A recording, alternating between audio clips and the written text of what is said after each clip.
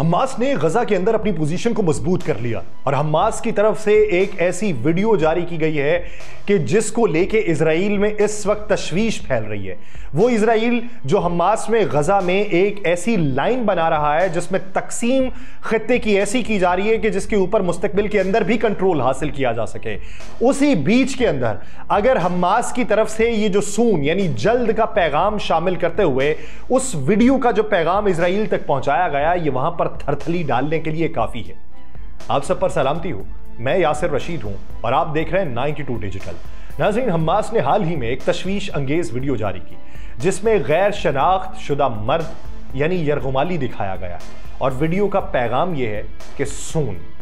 यानी जल्द के साथ। ये वीडियो अमूमन हमास की तरफ से ज़हनी दबाव डालने और मुज़ाकरात के लिए दबाव बढ़ाने के तौर पे जारी की जाती है ताकि वो अपनी शराइत को पेश कर सके या कैदियों के हवाले से मजीद खतरात का इजहार कर सके। वीडियो में दिखाया गया शख्स अभी तक शनाख्त नहीं हो सका और वीडियो के जारी होने के हवाले से तफसीलात भी सामने नहीं आ सकी। इस ज़मन के अंदर इस वक्त इजराइल में बड़ी बेचैनी पाई जा रही है क्योंकि इजराइल में अंदरूनी तौर पे अवाम का प्रेशर इजरायली हुकूमत के ऊपर इस हद तक बढ़ रहा है कि हमारे जो यरगुमाली हैं उनकी वापसी के लिए हुकूमत ने क्या इकदाम उठाए हैं। वो अपनी हुकूमत के ऊपर लबनान से किए जाने वाले मुआहिदे के बाद मजीद दबाव डाल रहे हैं कि यही मुआहिदा हमास के साथ भी करके जंग बंदी करके हमारे यरगुमाली वापस लाए जाए, हमारे हॉस्टेजेस उनके पास मजीद नहीं रहने चाहिए। और उन्होंने इस बात के ऊपर भी तशवीश का इजहार किया जिस पे हमास ये क्लेम कर चुकी है कि उनके कई हॉस्टेजेस जो हैं वो इजराइल के हमले की वजह से ही जाँ बहक हो चुके हैं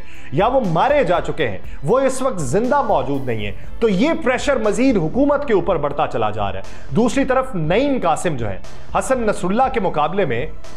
वो गैर लचकदार मौक़िफ़ इख्तियार कर चुके हैं जो कि खास तौर पे इजराइल के साथ हालिया तनाज़े में वाज़ेह तौर के ऊपर सामने आया है। हिजबुल्लाह वाला मामला भी ठंडा होता दिखाई नहीं दे रहा। हमास को तो डील करना अलग, नईम कासिम की क़यादत में हिजबुल्लाह ने सख्त मौक़िफ़ इख्तियार किया है जहां वो जंग बंदी या मुज़ाकरात की तरफ कम ही माइल नजर आते हैं और हमेशा अपनी मज़ाहमती हिकमत अमली को तरजीह देते हैं। ये मौक़िफ़ एक तरफ तो उनकी ज़ाती जंगी हिकमत अमली को जाहिर करता है और दूसरी तरफ क्या इसका ताल्लुक हिजबुल्लाह के अंदरूनी इख्तलाफात और उसकी ईरान के साथ बढ़ती हुई शराकतदारी से है। इस पे क्लेम इजराइल ये करता है कि अंदरूनी इख्तलाफात उनके पैदा हो चुके हैं, लेकिन बुनियादी तौर पे अंदरूनी इख्तलाफात क्यों पैदा होंगे कि जब बैकबोन ही ईरान समझा जाता है, जब वो तमाम तर असलहे की सप्लाई ईरान की चेन से होती है तो इख्तलाफात क्यों पैदा होंगे। हसन नसरुल्लाह इजराइल कहता है कि कभी कभी सियासी मफाहमत और आलमी दबाव को मद्देनजर रखते हुए मुज़ाकरात की तरफ बढ़ते थे, लेकिन नईम कासिम ने उससे ज्यादा सख्त मौक़िफ़ इख्तियार किया है। वो इस बात के ऊपर इसरार कर रहे हैं कि इसराइल के साथ जंग ना सिर्फ एक फौजी तसादुम है बल्कि ये एक बड़े आलमी और नजरियाती मुकाबले का हिस्सा है जिसमें हिजबुल्लाह की मज़ाहमत को हयाती तौर पर अहम समझा जाता है और हम हयाती तौर पर गैर अहम क्यों हो। इसके अलावा नईम कासिम की क़यादत में हिजबुल्लाह ने अपने जंगी अज़ाइम को मज़ीद वाज़ेह किया और उनका पैगाम आलमी बरादरी खास तौर पर अमरीका और इसराइल के लिए यह है कि हिजबुल्लाह किसी भी सूरत में अपनी नजरियाती पोजीशन से पीछे नहीं हटेगी। दूसरी तरफ इसराइल की जो डिफेंस फोर्स है और उसके अलावा इजराइल की जो फ़ज़ाइया है IAF, उसने हिजबुल्लाह के कमांड ढांचे को कमज़ोर करने के लिए निशाना बनाने वाली इंतहाई ऐसी कार्रवाइयाँ की हैं जिसका मकसद लिबनानी इलाके में हिजबुल्लाह की फ़ौजी सलाहियतों को तबाह करना था, लेकिन शहरी इलाकों के ऊपर हमले किए गए इस नाम को लेके। उन कार्रवाइयों में कहा ये गया कि हिजबुल्लाह की मिसाइल पैदावार की जगह असलहा ज़ख़ीरा करने के मराकज़ और बैरूत के करीब अहम कमांड सेंटर्स को निशाना बनाया गया, ख़ास तौर पर वो इलाके जहां हिजबुल्लाह की अस्करियत पसंद फोर्सेस मजबूत है। वो इलाके कौन से हैं? वो इलाके लबनान के वो रिहायशी इलाके हैं कि जिनके ऊपर यलगार की गई। यलगार करने पे यह मौक़िफ़ अपनाया गया कि हिजबुल्लाह जानबूझकर आम आवाम को ढाल बनाने के लिए वहां पे छुपी है, जैसे कि दाहिया का इलाका। इन फजाई हमलों में हिजबुल्लाह की उन्होंने कहा कि अस्करी तंसीबात को मुकम्मल तौर पे तबाह किया जिनमें अजीज और बदर यूनिट्स शामिल थे, लेकिन लबनान ये क्लेम करता है कि यहां पर तो वो ऑपरेशनल थे ही नहीं। हिजबुल्लाह के फौजी ऑपरेशंस में ये 2 यूनिट्स अहम किरदार अदा करते हैं, लेकिन इसकी शहादतें मौसूल नहीं हो सकी कि जिन शहरी इलाकों को निशाना बनाया गया वहां पर असल में इन यूनिट्स के अफराद थे, फाल थे या नहीं थे। اس کے علاوہ اسرائیلی فضائیہ نے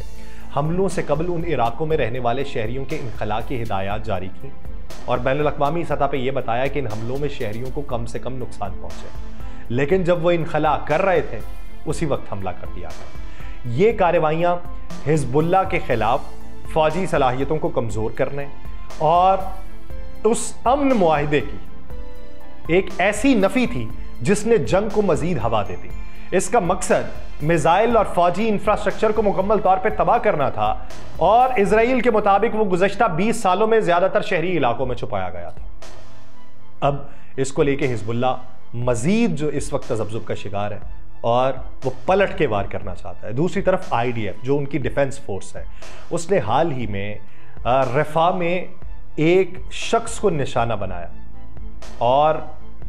وہ یہ کلیم کرتے ہیں کہ 2 یرغمالیوں کو آزاد کروا لیا ہم نے، اور اس کارروائی میں احمد ایلیا کوبی کو ہدف بنایا گیا جو حماس کے اہم آپریٹو تھے اور اہم حماس رہنماؤں کی سیکیورٹی کے ذمہ دار تھے۔ اس کے علاوہ عمان برنتیسی کو بھی ان کے مطابق شہید کر دیا گیا ہے جو حماس کے تفتیشی شعبے میں اہم عہدے کے اوپر فائز تھے۔ اسی دوران میں جب یہ کارروائی ہوئی ہے تو وہ آغاز پہ میں نے آپ کو جو ویڈیو کا تذکرہ کیا، تو اس کارروائی کے بعد انہوں نے ایک ویڈیو جاری کی حماس نے، جس میں ایک غیر شناخت شدہ مرد یرغمالی دکھایا گیا، جس سے ظاہر ہوا کہ ان کے پاس مزید یرغمالیوں کے بارے میں معلومات ہیں اور وہ اسرائیل کے اوپر دباؤ بڑھانے کی کوشش کر رہے ہیں۔ وہ ویڈیو اس بات کا اشارہ ہے کہ حماس اپنی یرغمالیوں کے حوالے سے اسرائیل پر مزید دباؤ ڈالنے کے اقدامات کر رہا ہے۔ رفح میں فلسطینی پناہ گزینوں کی تعداد میں بے پناہ اضافہ ہو چکا ہے، جس کی وجہ سے وہاں انسانی بحران جو ہے وہ مزید بڑھ گیا۔ اسرائیلی دفاعی فورسز نے حال ہی میں شام اور لبنان کی سرحد کے قریب حزب اللہ کے اسلحہ سمگلنگ کے نیٹ ورک کو بھی نشانہ بنایا اور وہ یہ کہتے ہیں کہ یہاں سے اسلحہ سمگل ہو رہا تھا۔ یہ فضائی حملہ جو سیاہ کراسنگ پر کیا گیا، جو حزب اللہ کے لیے ایک اہم راستہ ہے جہاں سے اسلحہ ایران سے شام کے ذریعے لبنان لایا جاتا ہے، یہ اسلحہ حزب اللہ کے 4400 یونٹ کے ذریعے اسرائیلی شہریوں اور فوجیوں کے خلاف استعمال ہونے کے لیے منتقل کیا جاتا ہے، اور اس میں وہ مزاحمتی تحریک جو غزہ کے لیے ہے، فلسطین کے لیے ہے، اس کو مضبوط کیا جاتا ہے۔ اس حملے کا جو اسرائیل نے کیا ہے، اس کا مقصد حزب اللہ کے اسلحہ سمگلنگ آپریشنز کو ناکام بنانا تھا، اور اسرائیلی فوج اس بات کا ارادہ کر رہی ہے کہ وہ حزب اللہ کے اسلحہ سمگلنگ جو آپریشنز ہے اس کو روکنے کے لیے مسلسل کارروائیاں جاری رکھے گی، اور شام اور لبنان کی حکومتوں سے وہ یہ درخواست کر رہی ہے کہ وہ حزب اللہ کے اسلحہ سمگلنگ نیٹ ورک کے خلاف سخت اقدامات اٹھائے۔ لیکن حزب اللہ یہ سمجھتا ہے کہ اس کا نیٹ ورک مضبوط ہے، ہم کچھ اور دکھا کے کچھ اور اقدامات بھی اٹھا سکتے ہیں۔ اسرائیلی فوج نے بیروت کے داہیہ علاقے میں جو حزب اللہ کے کمانڈ سینٹر کو نشانہ بنایا ہے، یہ علاقے حزب اللہ اپنے آپریشنز کو کنٹرول کرنے کے لیے استعمال کرتی ہے کیا؟ وہ شہری علاقے ہیں، اور اس سے اسرائیل کہتا ہے کہ حزب اللہ اپنے عسکری مقاصد کے لیے عام شہریوں کو انسانی ڈھال کے طور پہ استعمال کر رہی ہے۔ اس کے اپنے لوگ بنجمن نیتن یاہو کے وہ یہ کلیم نہیں مانتے، وہ کہتے ہیں کہ نہیں، تم جان بوجھ کر اس کے اندر اضافہ کر رہے ہو اور جنگ کو طول دے رہے ہو۔ تل ابیب میں ہزاروں مظاہرین نے حالیہ دنوں میں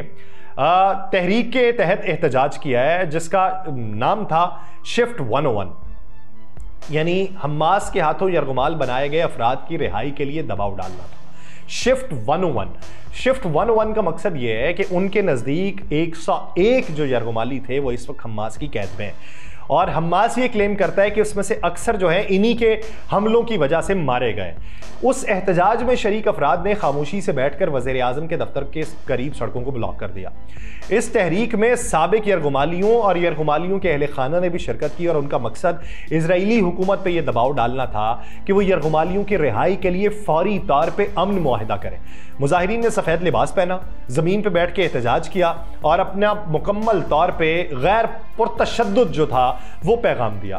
یہ مظاہرے روزانہ کی بنیاد پہ بڑھتے چلے جا رہے ہیں اسرائیل میں، اور اسرائیلی حکومت فوری طور پہ ایسے معاہدوں کے اوپر دستخط کیا کر لے گی جو تمام یرغمالیوں کی واپسی کو یقینی بنائے۔ اس کے لیے حماس یہ کہتا ہے کہ ہمارے علاقے سے باہر نکلنا ہوگا۔ مظاہرین نے اپنی خاموشی کے باوجود اپنے ذاتی تجربات بھی شیئر کیے، جس سے احتجاج میں جذباتی اور سیاسی دباؤ بھی مزید بڑھا۔ موسیٰ یعلون جو اسرائیل کے سابق وزیر دفاع ہے، اس نے حالیہ دنوں میں ایک سنگین خدشے کا اظہار کیا کہ اسرائیل غزہ میں نسل صفائی کے عمل میں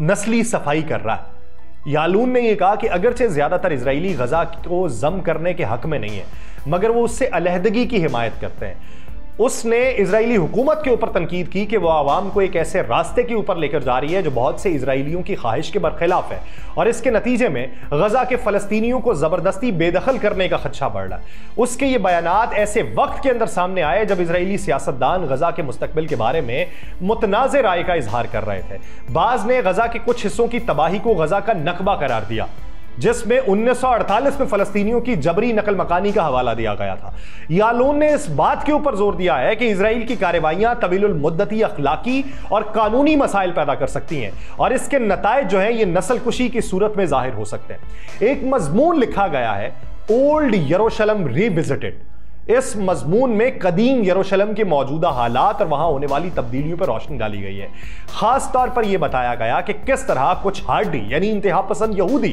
कम्युनिटीज के अफराद जो यरूशलेम के कदीम शहर में रहते हैं, इजरायली फौजी दस्तों की मौजूदगी पर तशवीश जाहिर कर रहे हैं, और उनका ख्याल है कि फौजी तरबियती मराकज खास तौर पर यहूदी मोहल्ले में शहर के रवायती माहौल को मुतासिर कर रहे हैं और यहां के अमन सुकून में खलल डाल सकते हैं। यह मजमून जो इजराइल में इस वक्त वायरल हुआ फिर रहा है, इस बात को उजागर कर रहा है कि किस तरह मुख्तलिफ कम्युनिटीज यरूशलेम में फौजियों की मौजूदगी और उनके समाजी और मादी असरात को देख रही है, और इस ज़िमन के अंदर वो अपनी हुकूमत को कह रहे हैं कि शर्म खा लो, बस कर दो, यहां से निकल जाओ। अब ये जो प्रेशर उनके ऊपर बढ़ता चला जा रहा है, और खास तौर पे हमास की वो वीडियो, ये किस हद तक दबाव डालेगी और अमन मुआहिदा हो सकेगा, उसके लिए वक्त का इंतजार है। मुझे दीजिए इजाजत, अल्लाह निगहबान।